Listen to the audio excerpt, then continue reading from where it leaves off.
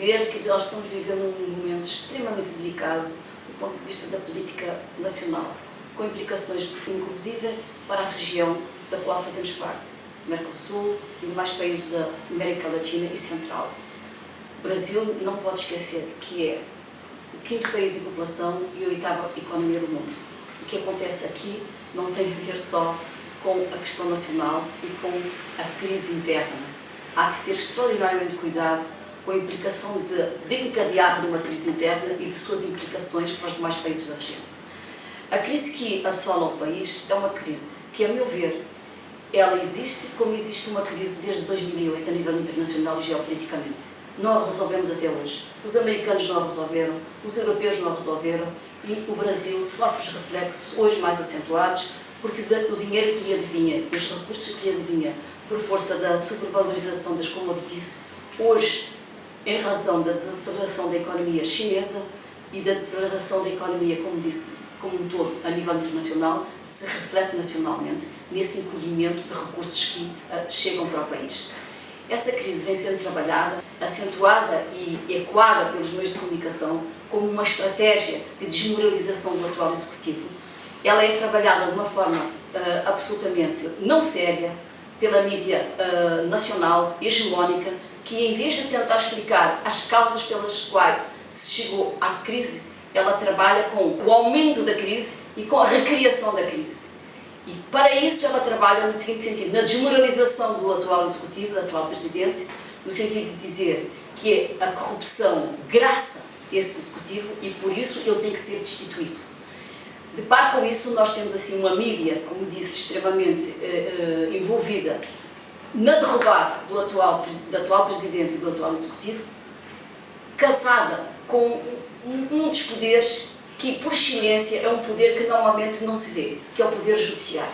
Esse casamento do Poder Judiciário, utilizando o direito penal como uma forma de moralizar a sociedade, com essa mídia envolvida e comprometida com a elite financeira e industrial do país, faz com que a população, sem elementos, sem um discurso que consiga explicar para eles o que está acontecendo, se envolva de forma irracional na repetição desse discurso da corrupção. Até surgiu agora essa possibilidade de eleições antecipadas. Muito embora as elites e a Folha de São Paulo e quem lançou essa proposta saiba que é uma utopia e que juridicamente há uma inviabilidade.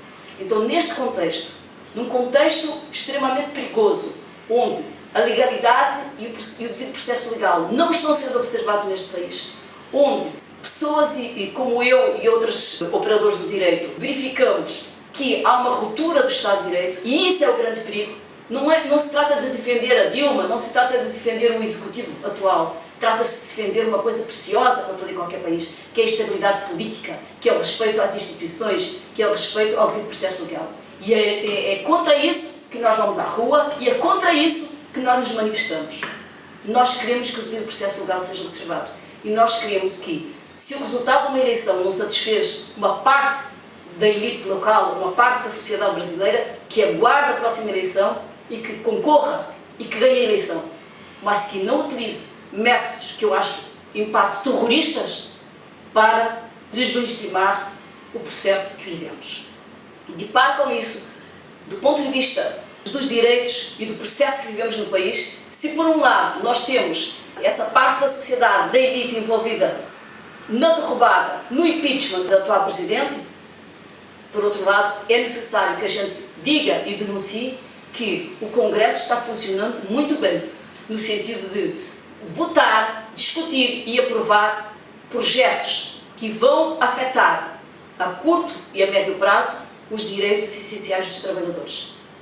Projetos como o projeto da terceirização, ele continua. A regulamentação da questão inerente ao trabalho escravo. A diminuição da idade para início das atividades laborativas, baixar de 16 para 14 anos. Projeto, por exemplo, que tem a ver com a prevalência do acordado sobre o legislado. Projetos que têm a ver com a questão das competências para julgar, por exemplo, acidente de trabalho. Continua-se insistindo que deverá passar para a Justiça Federal. Projetos que têm a ver com, além das questões de ordem trabalhista, de ordem previdenciária, nós temos projetos que envolvem a demarcação das terras indígenas, a questão da reforma agrária, as questões de género, as questões de LGBT, as questões dos direitos das mulheres, a questão do aborto.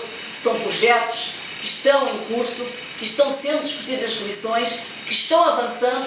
Isso significa que, se por um lado o Executivo está paralisado, por outro lado o Congresso, o Legislativo, está muito bem obrigado, porque não só tem tempo para o seu playground público de tratar e trabalhar exaustivamente as articulações para a derrubada de um Executivo que foi legitimamente eleito, mas não deixa, não dorme e trabalha naquilo que é o mais importante para ele, que é, de facto, tornar esta sociedade cada vez mais restrita em matéria de direitos trabalhistas, previdenciários, sociais e de enfraquecer os direitos e garantias dos cidadãos. É isso que a gente tem que lutar, é isso que a gente tem que ficar atentos.